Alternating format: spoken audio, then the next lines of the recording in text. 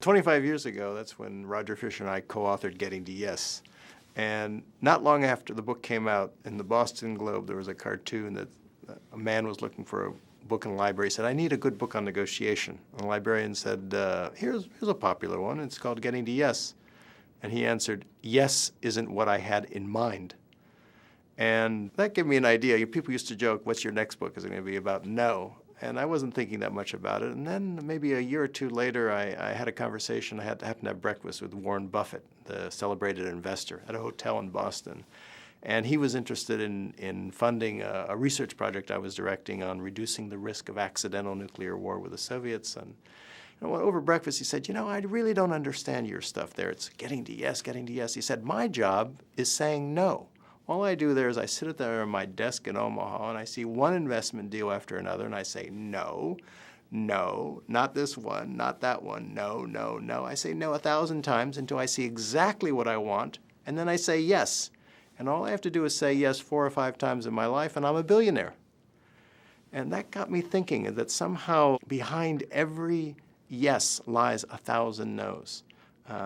And as I worked in business, in business I'd often hear clients would say to me, Bill, my people, they're not too bad at getting to yes. It's saying no that's hard. I mean, the art of leadership is more about saying no than it's about just getting to yes. In order to get to the right yes, you have to learn to say no.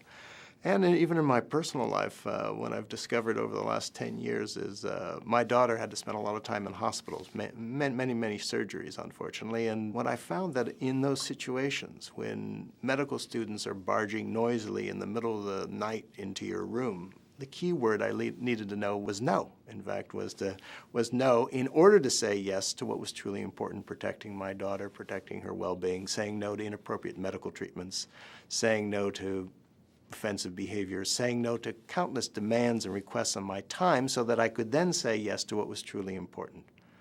And so to me, the word no is critical in order to get to the right yes, in order to get to the smart yes. And that's true in business, it's true in personal life, it's true in every aspect of life.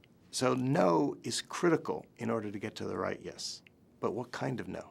My no's in the hospital needed to be nice no's because after all, the doctors had my daughter's life in their hands. And so no, I've learned, it has to be a positive no.